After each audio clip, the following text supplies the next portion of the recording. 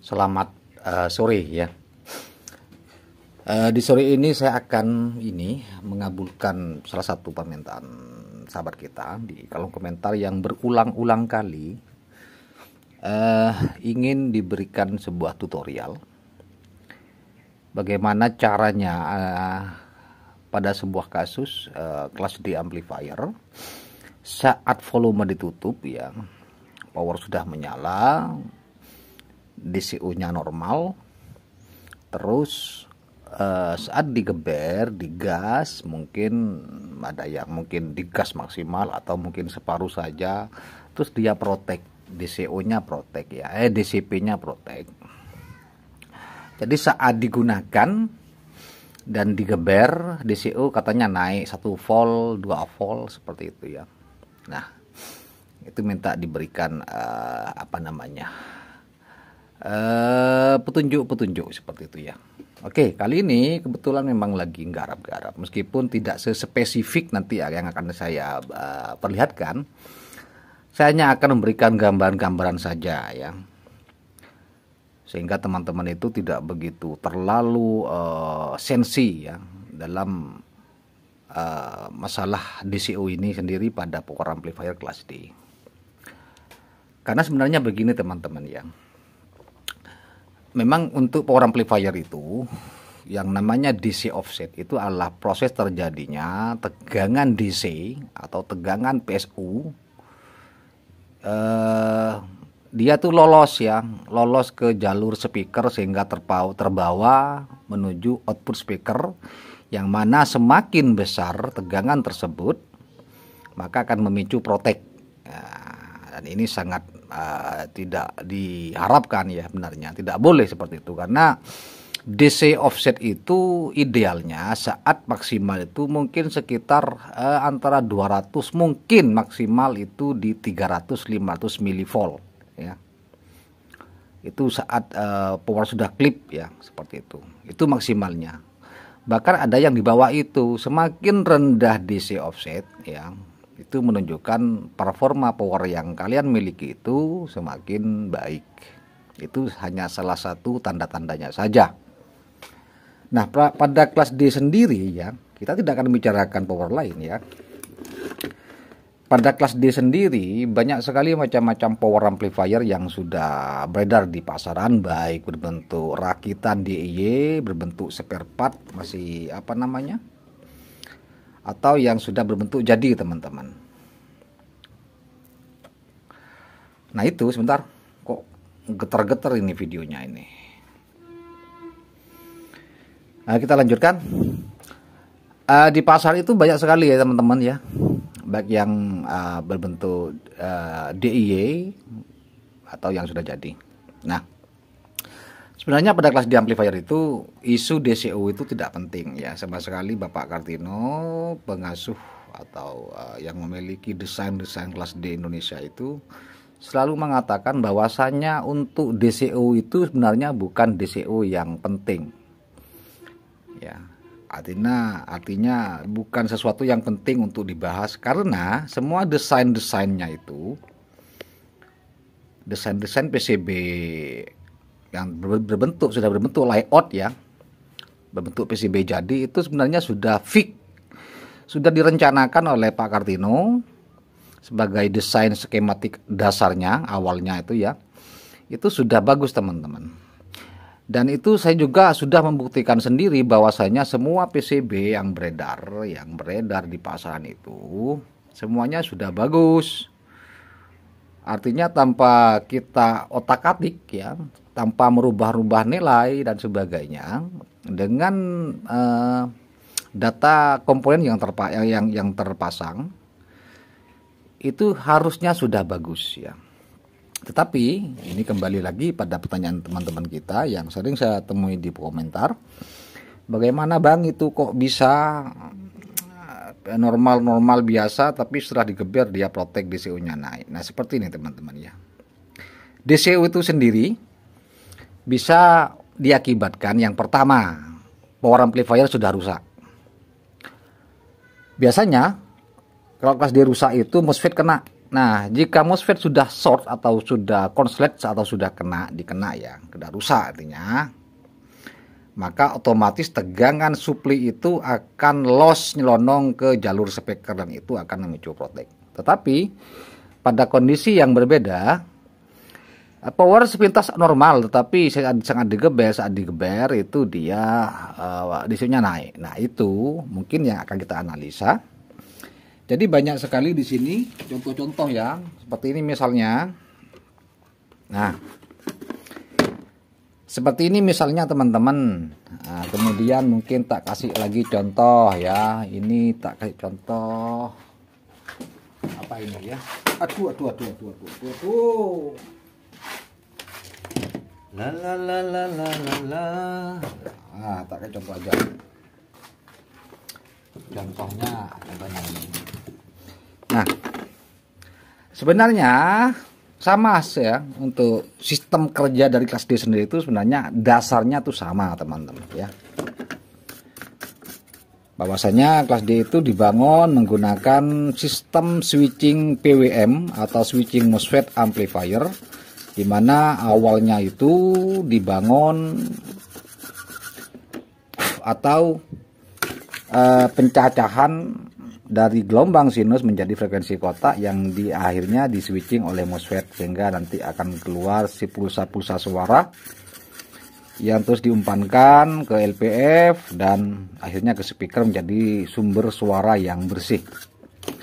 Jadi DCU itu banyak sekali disebabkan oleh rangkaian-rangkaian di depan, terutama di bagian komparator teman-teman. Jadi gini intinya teman-teman ya. Semisal ini ya, untuk di bagian MOSFET ke belakang ini ya, itu rata-rata tidak ada penyebab DCU tinggi terkecuali MOSFET-nya rusak. Jadi kalau MOSFET rusak itu pasti otomatis karena tegangan itu masuk ke kaki drain dan source. Jika source dan drain itu short pada MOSFET-nya, otomatis akan nyelonong ke jalur speaker. Itu yang pertama. Terus yang kedua bisa dari totem pole ini teman-teman. Tetapi ini kondisi jika power rusak. Tapi kalau powernya bunyi dan berangsur-angsur saat di gas itu dia DCU-nya tinggi, itu pasti disebabkan oleh rangkaian bisa dari IC ini teman. ICIR, ICCD ya, ini pada full brick. Atau bahkan dari bagian komparator. Komparator itu adalah IC TL071.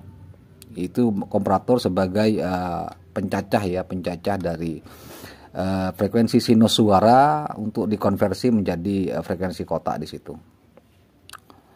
Nah, jadi fokus pemeriksaannya jika terjadi seperti itu, power hasilnya normal, tapi saat digas dia protek. Pertama teman-teman pastikan bahwa PSU-nya cukup. Rata-rata kelas D itu disupli tegangan 90 volt ya. Rata-rata seperti itu karena MOSFET dipasang itu rata-rata untuk kerja di tegangan 90 volt. Jadi kalau disupli di bawah itu umpamanya disupli 70 volt umpamanya, itu yang jelas sudah tidak memenuhi syarat. Itu bisa memicu protek atau memicu DCU tinggi. Karena apa? Bagian komparatornya tidak akan bekerja maksimal. Karena tegangan komparator 12 volt itu atau tegangan balan input IC itu diambil dari PSU tegangan utama yang dibatasi oleh resistor, kedua resistor ini namanya Ersun. Jadi teman-teman kalau memang ingin memodifikasi menjadi tegangan lebih rendah untuk bisa main di tegangan lebih rendah, teman-teman harus pahami nih.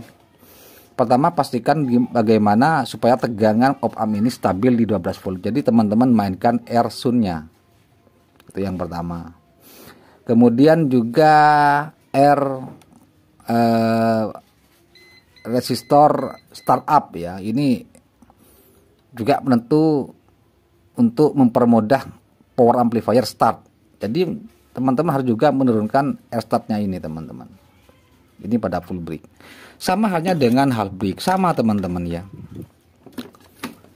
Dan pastikan juga teman-teman gunakan IC yang bagus. IC yang bagus itu IR itu harganya 25.000 ke atas. termasuk IC/CD-nya yang Texas original, harganya sekitar 7.000.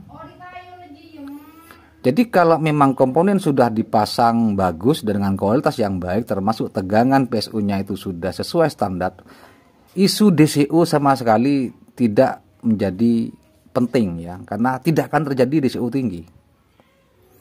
Jadi sebenarnya saya ini hanya segera membantu saja, bahwasanya isu DCU itu memang tidak penting teman-teman. Apalagi sekarang PCB yang beredar ini sudah banyak direvisi, akhirnya sampai sempurna ya. Seperti itu. Jadi sekali lagi pastikan tegangan PSU teman-teman itu memadai. Kalau 70 volt jelas itu akan protek, karena saat digeber standby 70 volt ya, terus kita geber maka dia akan drop mungkin sampai 65 atau 60. Nah di situ setelah tegangan turun saat digeber, otomatis tegangan kerja pada komparator, pada bahan input itu kalau tidak disetting sedemikian rupa maka dia akan error teman-teman. Nah, ketidaknormalan itu yang memicu tegangan DCU itu menjadi besar. Jadi diloloskan nanti menuju ke IC logic dan IR, di switching ke MOSFET, akhirnya tidak stabil dan ya DCU-nya tinggi. Jadi seperti itu ya teman-teman. Mudah-mudahan ini dipahami ya, dipahami. Sebenarnya DCU itu bukan sesuatu yang penting untuk dibahas, karena desain, skema, dan layout power amplifier kelas D di pasaran itu sudah fix dan normal. Tidak ada isu DCU tinggi, tidak ada. Jadi tidak perlu ada modifikasi sebenarnya. Ini perlu dicatat teman-teman ya. Tegangan untuk membuat kelas D amplifier itu modal utama yang pertama kali disiapkan adalah PSU yang cukup. Rata-rata 90 volt ya. 80 bisa, tetapi memang kita harus mendesain power itu di tegangan itu. Jadi harus banyak modifikasi termasuk penggunaan MOSFET-nya. Jadi penggunaan MOSFET itu tidak sembarangan teman-teman. Memang disesuaikan dengan besaran PSU. Makanya karena standar dari kelas D itu 90 volt rata-rata, maka seperti saya sendiri biasa menggunakan MOSFET IRP 260 ya.